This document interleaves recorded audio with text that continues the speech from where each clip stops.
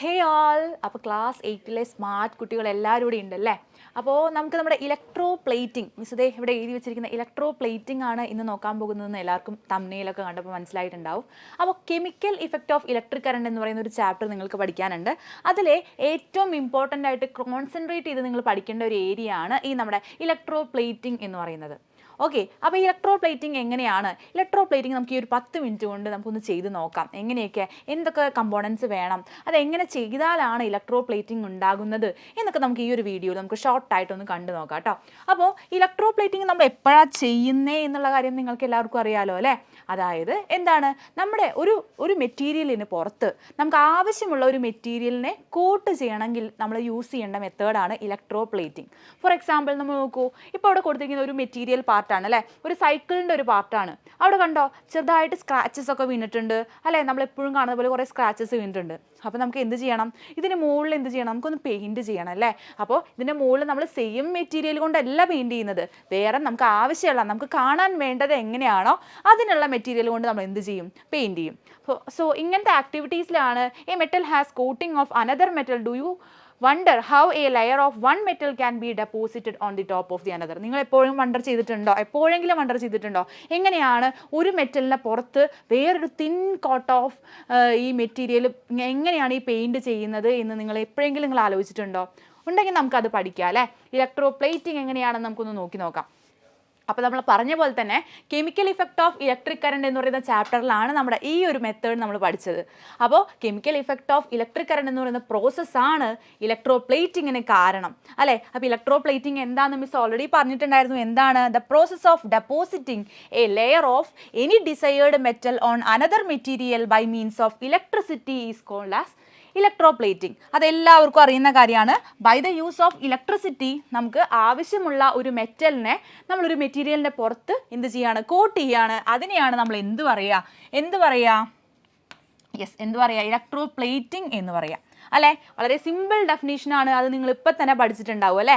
അപ്പോൾ ഈ electro plating എന്ന് പറയുന്നത് എന്തിൻ്റെ മോസ്റ്റ് കോമൺ ആപ്ലിക്കേഷനാണ്? കെമിക്കൽ ഇഫക്റ്റ് ഓഫ് ഇലക്ട്രിക് കറണ്ടിൻ്റെ മോസ്റ്റ് ആപ്ലിക്കേഷനാണ് ഇത്.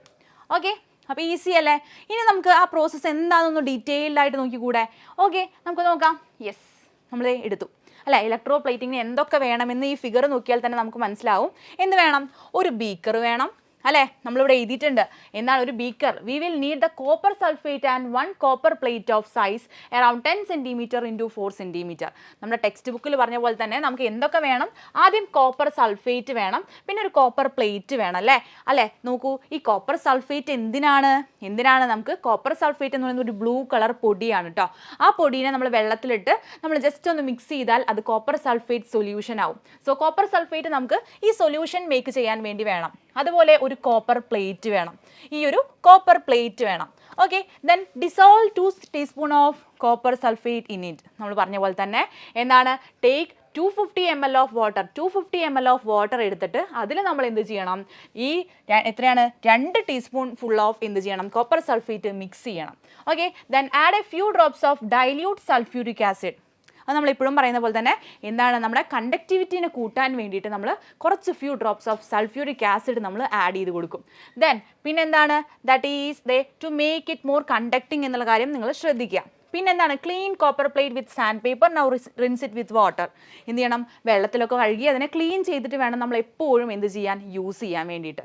പിന്നെന്താണ്, that connect the copper plate to the terminal of a battery and immerse them in copper sulphate solution.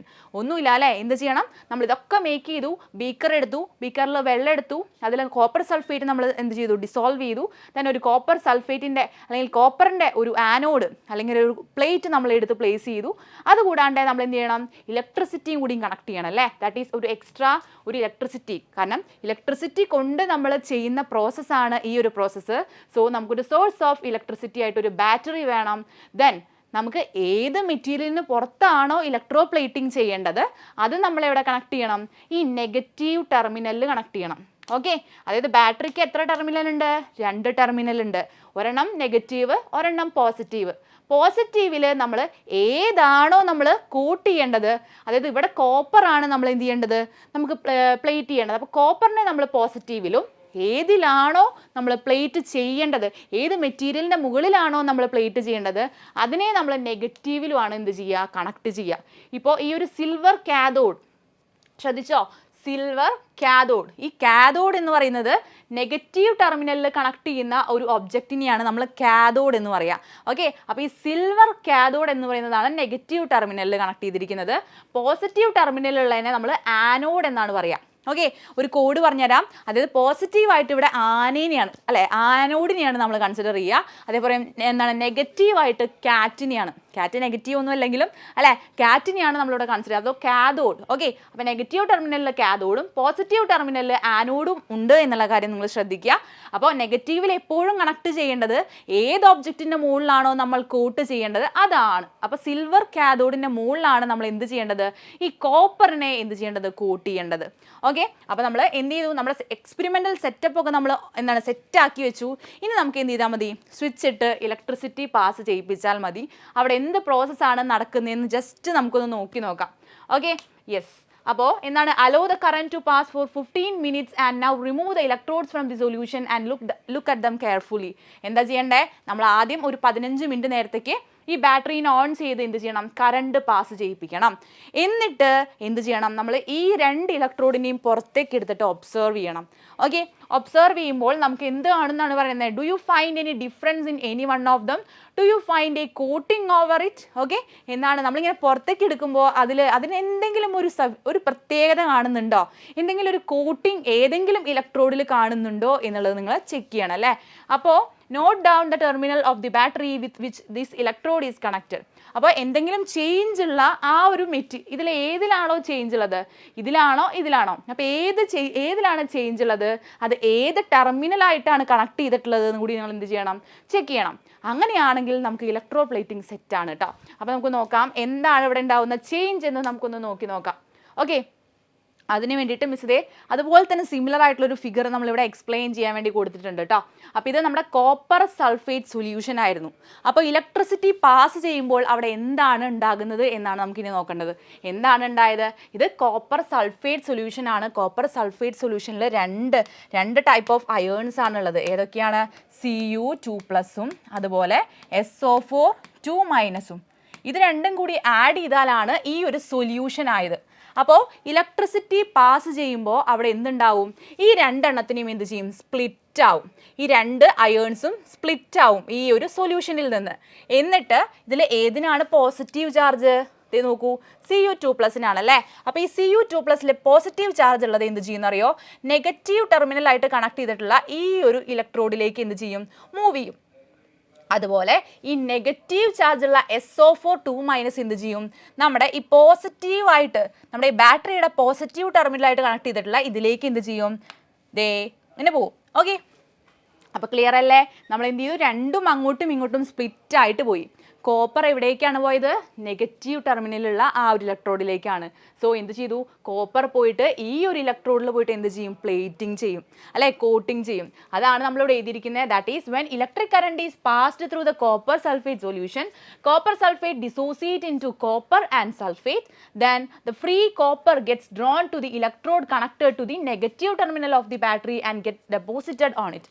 Okay, അപ്പോൾ ഈ നെഗറ്റീവ് ടെർമിനലിൽ കണക്ട് ചെയ്തിട്ടുള്ള ബാറ്ററി, ആ ഒരു ബാറ്ററിയുടെ നെഗറ്റീവ് ടെർമിനലുള്ള കാഥോഡിലേക്കാണ് എന്ത് ചെയ്യുക, കോപ്പർ വന്ന് ഡെപ്പോസിറ്റ് ചെയ്യുക.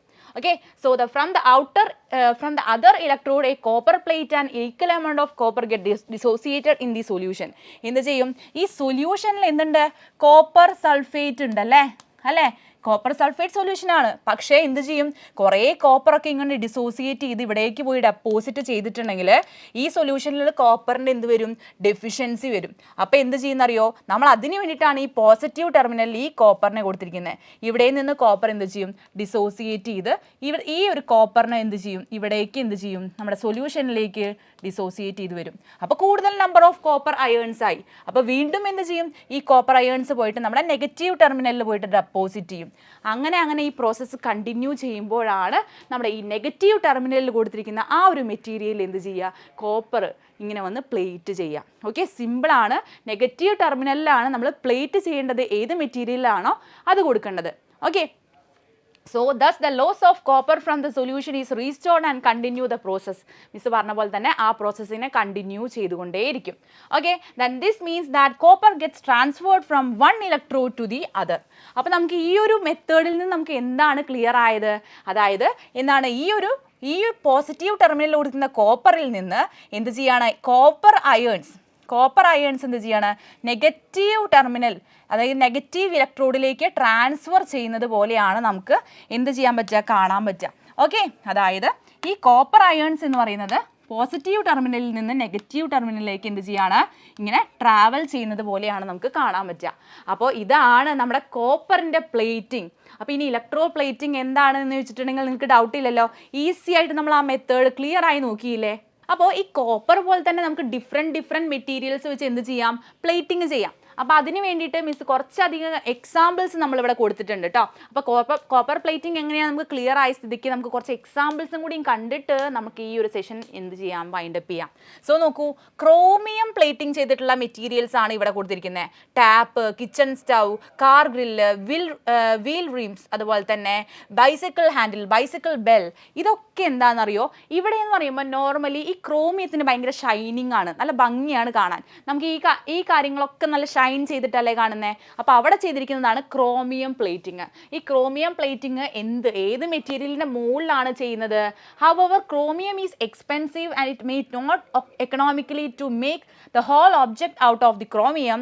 The object is made from a cheaper metal and only the coating of chromium over it is deposited. അതായത് ക്രോമിയം കാണാൻ നല്ല ഷൈനിങ് ആയതുകൊണ്ട് തന്നെ അത് എക്സ്പെൻസീവ് ആണ്. അതുകൊണ്ട് നമ്മൾ എന്ത് ചെയ്യും, നമ്മൾ ചീപ്പ് മെറ്റീരിയലിന്റെ പുറത്ത് ഈ ക്രോമിയം പ്ലേറ്റിംഗ് ചെയ്തിട്ടുണ്ടെങ്കിൽ നല്ല എക്സ്പെൻസീവ് ലുക്ക് കൊടുക്കാൻ വേണ്ടിയിട്ട് നമുക്ക് ഈ ക്രോമിയം യൂസ് ചെയ്യാനായിട്ട് പറ്റും. അതുപോലെ തന്നെയാണ് നമ്മൾ ഈ ഗോൾഡ് പ്ലേറ്റിംഗ്, അല്ലെ, ചീപ്പ് മെറ്റീരിയലിന്റെ പുറത്ത് നമുക്ക് ഗോൾഡ് പ്ലേറ്റ് ചെയ്തിട്ടുണ്ടെങ്കിൽ അവിടെ ഉണ്ടാകുന്നത് എന്താണ്, ഗോൾഡ് പ്ലേറ്റിംഗ് ആണ്. So jewellery makers electro plate silver and gold on less expensive metals. These ornaments have the appearance of silver or gold but are much less expensive. കണ്ടോ, അതായത് എന്താണ് നമുക്ക് ഈ ഒരു ലെസ് എക്സ്പെൻസീവ് ആയിട്ടുള്ള ഈ ഒരു മെറ്റീരിയലിനെ നമുക്ക് എന്ത് ചെയ്യാൻ പറ്റും, ഗോൾഡ് പ്ലേറ്റിംഗ് ആയിട്ട് ചെയ്യാനായിട്ട് പറ്റും. അതുപോലെ തന്നെയുള്ളതാണ് നോക്കൂ ഈ ടിൻ പ്ലേറ്റിംഗ്. അതുപോലെ നമ്മുടെ ഈ ഒരു അയേൺ ബ്രിഡ്ജസിൽ നമ്മൾ സിങ്ക് കോട്ടിങ് ചെയ്യും. അപ്പോൾ ഇതാണ് നമ്മൾ ടിൻ ക്യാൻസ്. ഇത് നമുക്ക് കോമൺ ആയിട്ട് കാണുന്നതാണ്. ഇവിടെ എന്താണ്, ടിൻ എന്ന് പറയുന്നത് ലെസ് റിയാക്റ്റീവ് ദാൻ അയേൺ ആണ്, അല്ലേ. അതായത് അയേണിനേക്കാളും റിയാക്റ്റീവ്നെസ് കുറവുള്ള ആളാണ് ടിന്ന്. അപ്പോൾ നമ്മളിങ്ങനെ മെറ്റീരിയൽ, നമ്മൾ ഫുഡ് ഐറ്റംസ് ഒക്കെ ഈ ടിൻ ക്യാൻസിൽ ഇട്ട് വെക്കുമ്പോൾ എന്ത് ചെയ്യില്ല, പെട്ടെന്ന് അങ്ങനെ തുരുമ്പ് അവോയ്ഡ് ചെയ്യാൻ വേണ്ടിയിട്ട് നമുക്ക് എന്ത് ചെയ്യാം, ടിൻ പ്ലേറ്റിംഗ് ചെയ്യാം. അതുപോലെയാണ് നമ്മൾ ഈ ബ്രിഡ്ജസ് എന്ന് പറയുമ്പോൾ എന്താണ്, അയേൺ ബ്രിഡ്ജസ് ആണ് മെയിനായിട്ട് നമ്മൾ കാണുക. കാരണം കൂടുതൽ സ്ട്രെങ്ത് ഉള്ളത് അയേൺ മെറ്റലിനാണ്. സോ ഈ അയേൺ മെറ്റലിൻ്റെ പുറത്ത് നമ്മൾ എന്ത് ചെയ്യും, ഒരു സിങ്കിൻ്റെ കോട്ടിങ് ചെയ്യും. ഓക്കെ, സിങ്ക് കോട്ടിങ് ചെയ്യുമ്പോൾ ഓട്ടോമാറ്റിക്കലി എന്ത് ചെയ്യും, നമ്മുടെ ഈ അയേൺ ബ്രിഡ്ജസ് കാണാൻ നല്ല ബ്യൂട്ടിഫുൾ ആയിരിക്കും. അപ്പോൾ ഇത്രയും കാര്യങ്ങളാണ് നമുക്ക് ഈസി ആയിട്ട് അപ്ലിക്കബിൾ ചെയ്യാൻ പറ്റുന്നത്. ഈ നമ്മുടെ ഇലക്ട്രോ പ്ലേറ്റിംഗ് എന്ന് പറയുന്നത് ഡെയിലി ലൈഫിൽ നമ്മൾ യൂസ് ചെയ്യുന്നത് ഈ ഒരു മെത്തേഡ്സിലാണ്. ഇനി ഒരു കാര്യം കൂടി നിങ്ങൾ ശ്രദ്ധിക്കേണ്ടത്, ഈ ഇലക്ട്രോ പ്ലേറ്റിംഗ് എന്ന് പറയുന്നത് കുറേ കെമിക്കൽസ് യൂസ് ചെയ്ത് നമ്മൾ ചെയ്യുന്ന പ്രോസസ്സ് ആണല്ലേ. അപ്പോൾ നിങ്ങൾ ശ്രദ്ധിക്കേണ്ടത്, ഇങ്ങനത്തെ ഫാക്ടറീസ് ഒക്കെ ഉണ്ടെന്നുണ്ടെങ്കിൽ നമ്മുടെ എന്താണ് നിയർ ബൈ റിവേഴ്സിലോ അല്ലെങ്കിൽ പോൺസിലോ ഒന്നും അതിൻ്റെ വേസ്റ്റുകൾ ഒരിക്കലും ഡെപ്പോസിറ്റ് ചെയ്യാതിരിക്കാൻ വേണ്ടിയിട്ടാണ് നമ്മൾ ശ്രദ്ധിക്കേണ്ടത്.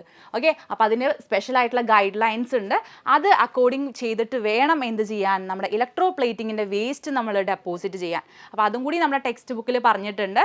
അപ്പോൾ ഇത്രയുമാണ് നമുക്ക് ഇലക്ട്രോ പ്ലേറ്റിംഗ് എന്ന് പറയുന്ന ആ ഒരു പ്രോസസ്സിനെ നമുക്ക് ഷോർട്ട് ആൻഡ് ക്രിസ്പ് ആയിട്ട് പറയാനുള്ളത്. അപ്പോൾ നമ്മൾ എന്ത് ചെയ്തു, ഇലക്ട്രോ പ്ലേറ്റിംഗ് എന്താണെന്ന് കണ്ടു, അതിൻ്റെ കുറച്ച് എക്സാമ്പിൾസ് നമ്മൾ കണ്ടു, അല്ലേ. അപ്പോൾ നമുക്ക് എന്ത് ചെയ്യാം, ഇനി നെക്സ്റ്റ് ഒരു വീഡിയോ ആയിട്ട് ഇതുപോലെ അടിപൊളിയായിട്ട് മിസ് വീണ്ടും വരാം. ഓക്കെ, അപ്പോൾ എല്ലാവരും ഈ ഒരു പ്രോസസ്സ് നല്ല രീതിയിൽ പഠിച്ചു വെക്കുക. Okay, by. എൻട്രൻസ് സംബന്ധമായ വാർത്തകളും അപ്ഡേഷനുകളും ഏറ്റവും വേഗം ആധികാരികമായി അറിയാൻ ബ്രില്യൻ സ്റ്റഡി സെന്റർ പാല യൂട്യൂബ് ചാനൽ സബ്സ്ക്രൈബ് ചെയ്യുക, ബെൽ ഐക്കൺ അമർത്തുക, ഈ വീഡിയോ മറ്റു സുഹൃത്തുക്കളിലേക്കും മാക്സിമം ഷെയർ ചെയ്യുക.